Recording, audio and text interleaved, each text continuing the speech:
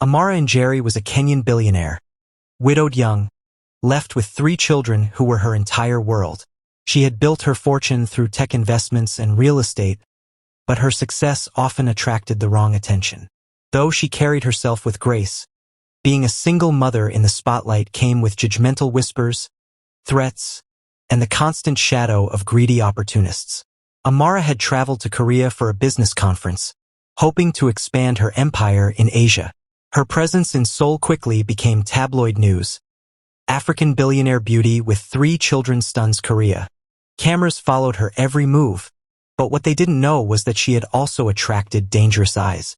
Junho was a young Korean man in his late 20s, working multiple part-time jobs while studying architecture at night. He lived a quiet, ordinary life, carrying the scars of poverty after losing his parents at a young age. He was kind-hearted, but hardened by hardship.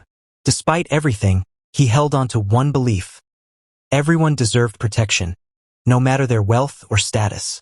It was at a public park in Gangnam where their paths crossed.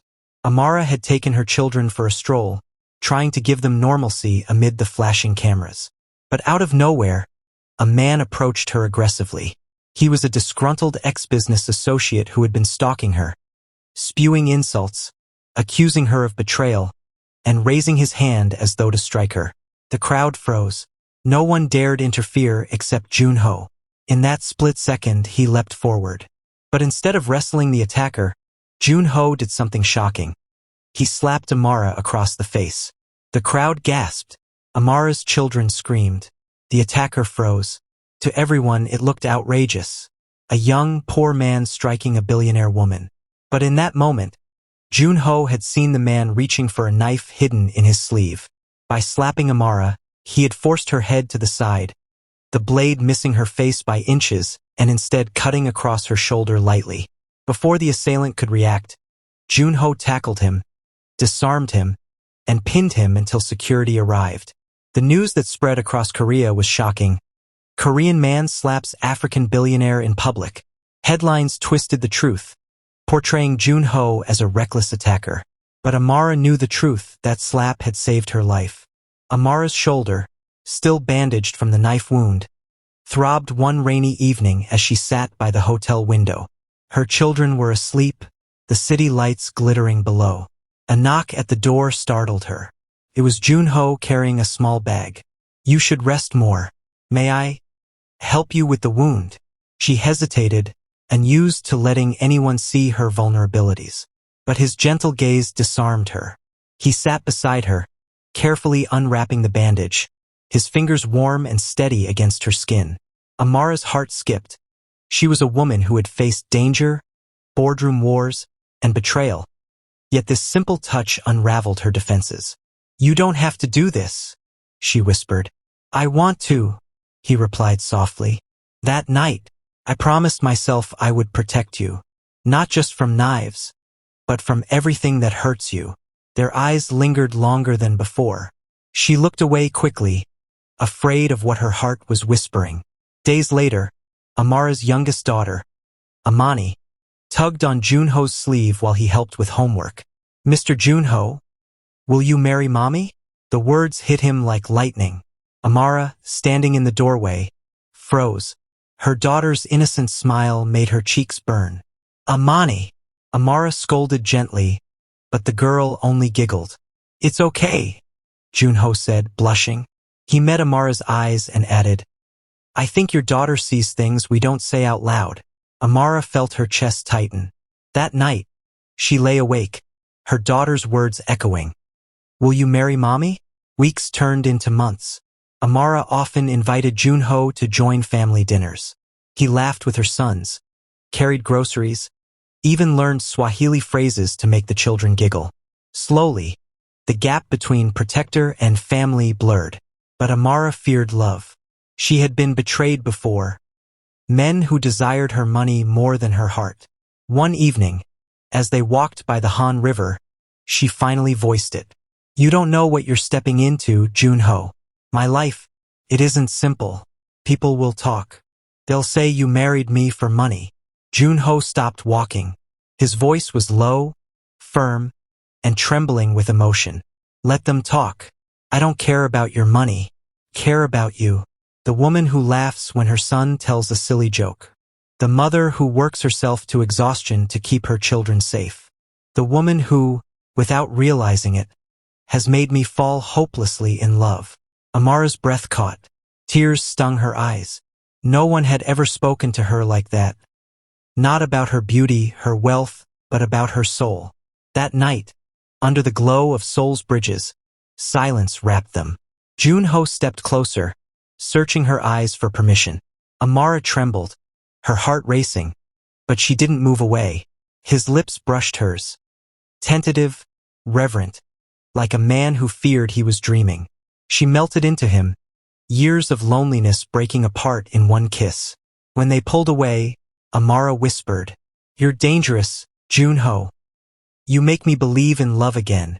Then let me be that danger forever," he murmured, pressing his forehead against hers. Months later, in Kenya, Junho surprised her. He had designed a small school for underprivileged children in Nairobi, unveiling it as a gift for her birthday. Amara cried openly in front of everyone. Not for the building, but for the thoughtfulness. That night, as they stood in the courtyard under African starlight, Junho dropped to one knee. "Amara, you gave me a family when I had none. You gave me dreams when I thought I had nothing to offer.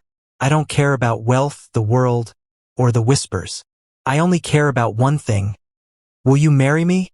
Amara's tears glistened. Her children, hiding behind the doorway, shouted together, "Say yes, Mommy." She laughed through her tears, pulling him up and kissing him deeply. "Yes, Junho. 1,000 times yes." Their wedding was small but radiant.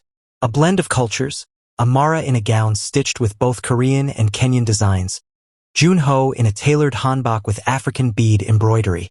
Her children stood proudly beside them. When he kissed her at the altar, Junho whispered against her lips, "That slap saved your life, but you saved mine." And with that, they began their forever. Two worlds united, building a home where love was louder than prejudice, stronger than wealth, and eternal as the stars. The first months after the wedding felt like a dream. Their new home in Nairobi was filled with laughter, a perfect blend of Korean elegance and Kenyan warmth.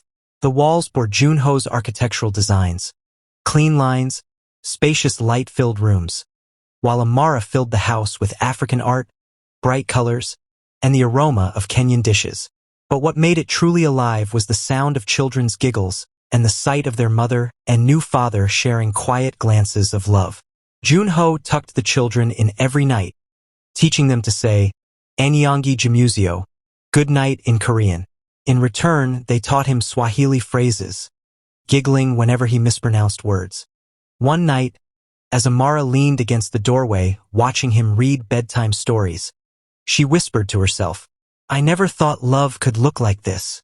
But happiness attracted envy. Business rivals spread rumors. Amara only married him to polish her public image. Some Koreans criticized Junho for marrying for money, while some Kenyans questioned why Amara would choose a man with nothing to his name. One evening, after a tough business meeting where whispers had been cruel, Amara broke down. "Sometimes I feel like the world is against us." Junho cupped her face gently, eyes firm. "Let them talk. When the door closes, it's just you, me, and the children. That's our world. That's what matters." He kissed away her tears, reminding her that love was stronger than gossip. Knowing Amara needed a break, Junho planned a surprise. He flew her to Jeju Island in Korea, leaving the children with her mother for a week. On their first evening, they walked along the black sand beach, waves crashing softly. Junho carried a small lantern, lighting their path. "Do you know why I brought you here?" he asked. "To spoil me?" she teased, leaning into him. "No," he said, pulling her closer. "Because this is where Koreans come to begin forever. And I wanted to start our forever again. Just you and me." Under the moonlight, they kissed with the sound of waves as their witness, their hearts speaking the same language of devotion. One of the most beautiful moments came months later when Amara's eldest son, Daniel, came home upset after being teased at school for not having a real dad. Junho knelt down, looking into the boy's tearful eyes. Daniel, listen to me. I may not be your father by blood, but I choose you. Every day, I will choose you, to guide you, to protect you, to love you.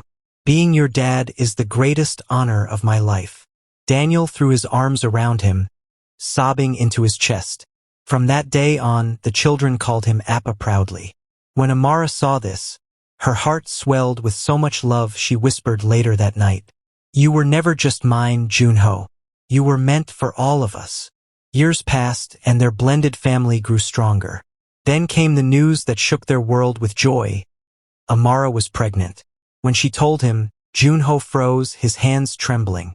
Then he lifted her into his arms, spinning her around the room, laughing and crying at the same time. "A child that is ours, half you, half me. Amara, this is more than I ever dreamed." The pregnancy brought them even closer. The children were excited, already planning how to take care of their new sibling.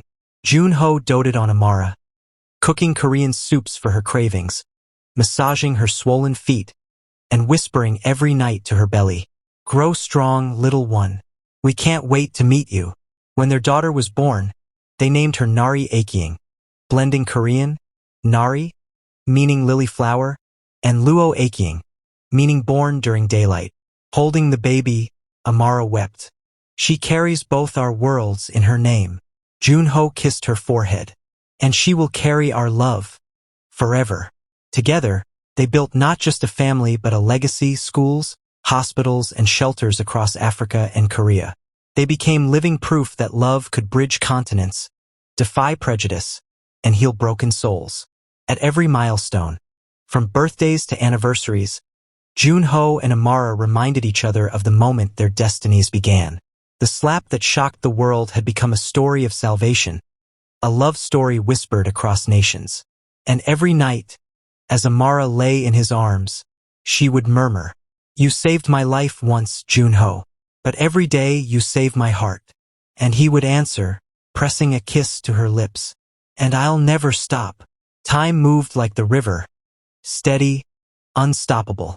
Amara and Junho grew older, their love deepening with each passing season. Her 3 children were no longer little. Daniel went off to university in London. Amani, the curious little girl who once asked Junho to marry her mother, blossomed into a strong young woman. Their youngest son was a dreamer, following in Junho's footsteps to study architecture. And then there was Nari, the child of their union, who carried both worlds in her smile. She was bright, fierce, and adored her Amma and Appa equally. Through all the changes, Amara and Junho held onto each other like the earth holds the sky. It was their 15th wedding anniversary. The children had secretly prepared a surprise dinner in their Nairobi home's garden, stringing fairy lights among the trees. When Amara and Junho walked outside, candles lit the pathway, and their favorite Korean song played softly. The children called out, "To Amma and Appa, our forever lovebirds." Amara laughed, wiping tears as Junho pulled her close. He whispered into her ear, his voice still as soft as it had been that night by the Han River. "I still feel like that young man who first kissed you under the bridge." She cupped his face, smiling through her tears. "And I still feel like the woman who was saved by a single slap, and then by endless love." They kissed beneath the lights, their children clapping and cheering. But life wasn't without storms. One year, Amara fell seriously ill. The strength that once carried her empire seemed to fade. She tried to hide her pain, but Junho noticed. He became her shadow, cooking, sitting by her hospital bed, reading to her, whispering prayers in Korean and Swahili. He kissed her forehead every night and held her hand like it was his lifeline. "Don't you dare leave me," he whispered one night, his tears falling onto her skin. "I won't," she whispered back. "You saved me once, Junho. I'll keep fighting to stay, to keep saving you too." She recovered slowly, and their love grew fiercer. They learned to treasure every sunrise, every heartbeat, every ordinary moment.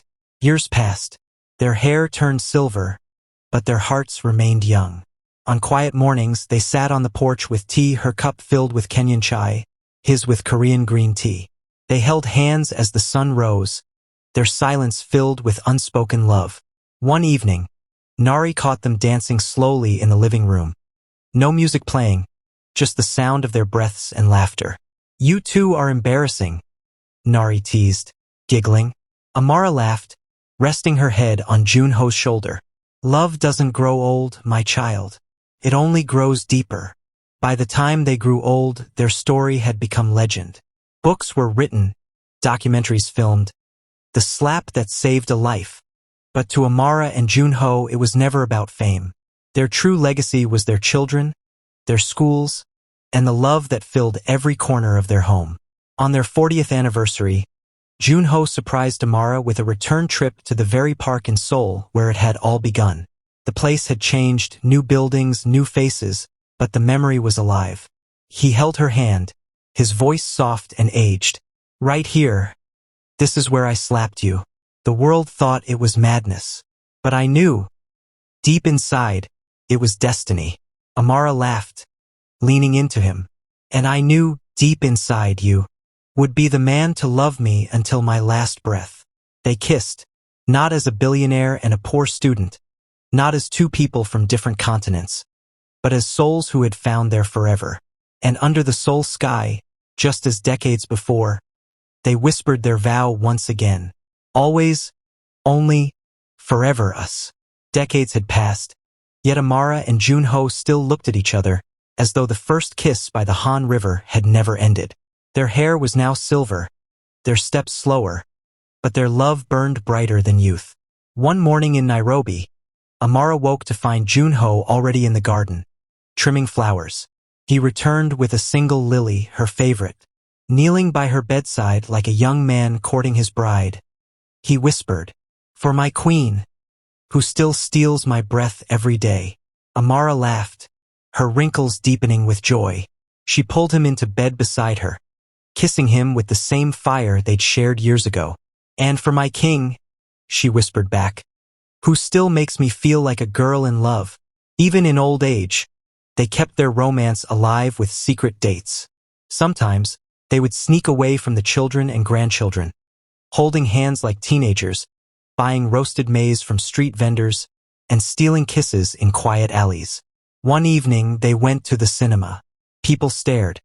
An elderly couple, whispering, giggling, holding popcorn like first-time lovers. When the lights dimmed, Junho leaned over and kissed her cheek. "Still dating you after 40 years, he teased. "And I'm still saying yes," she replied, squeezing his hand. On their 50th wedding anniversary, Junho gave Amara a box. Inside were letters he had written every year of their marriage, one for each anniversary. The first read, "To my Amara, who turned my life from shadows into sunrise." The 15th read, "To my Amara, who makes my heart young even as my hair turns gray." And the 50th read, "To my Amara, who will be my forever, even when we walk beyond this world." Amara cried openly, pressing her lips to his trembling hands. "You've written our love on paper and stone, Junho, and I've written it in my soul." One rainy evening, with thunder outside, Junho lit candles in their living room. He took Amara's hand, bowing slightly. "Dance with me, my love?" She laughed, leaning on him, her steps slower but graceful. They swayed together, her head resting on his chest, listening to the steady beat of his heart. "Do you hear that?" Junho whispered. "Your heart." "Yes, it's been beating your name for over 50 years. Amara lifted her face, kissed him deeply, and whispered, "And mine beats yours, until eternity takes us both." On their final trip together, they returned to Kenya's Great Rift Valley, overlooking the endless horizon. Sitting side by side, their hands intertwined, Amara said softly, "One day our bodies will rest, but this love, Junho, it will never die." He kissed her forehead, his eyes misty. "Then let's meet again, in every sunrise, every river, every heartbeat. Even in heaven, I'll look for you first." And as the sun dipped below the valley, Their children watched them from afar, seeing not two elders, but two lovers who had defied the world and built forever. Years turned into decades, and the world around them changed. Yet one thing never wavered, the love between Amara and Junho. They grew old together, not as billionaire and poor students, not as Korean and Kenyan, but simply as two souls who had found their forever. Their children, now grown with families of their own, often joked that Amma and Appa were more in love than newlyweds. One quiet morning, as the sun rose over Nairobi, Amara and Junho sat side by side on their porch, their hands intertwined. The air was soft, filled with birdsong. They didn't speak much anymore, they didn't need to. A lifetime of love lived between every heartbeat. Amara leaned her head on his shoulder. "Do you remember, Junho, the day you slapped me?" He chuckled, his voice raspy but warm. "How could I ever forget? That was the day destiny gave me my whole life." She smiled, closing her eyes. "And the day love saved us both." That evening, as the sun dipped low, Junho passed peacefully in his sleep, his hand still holding hers. Amara followed only a few weeks later, her children swearing she simply could not live without him. At their memorial, their children spoke through tears and smiles. "Our parents taught us that love is not bound by wealth, race, or distance. Love is sacrifice. Love is patience. Love is forever." They were buried side by side, beneath a tree in the Rift Valley they had once loved to visit. On their gravestone, the children carved the words Amara had once whispered to Junho. "You saved my life once, Junho, but every day you saved my heart." And so, the love story that began with a single slap ended with a forever embrace. Not in death, but in eternity. Because some loves don't end. They live on, in children, in memories, and in the quiet beating of hearts that believe in forever. Thank you for watching. If you enjoy the story, please leave a comment, also like, share, and subscribe to my channel, and click on the notification icon so that you will get notified whenever a new story is uploaded.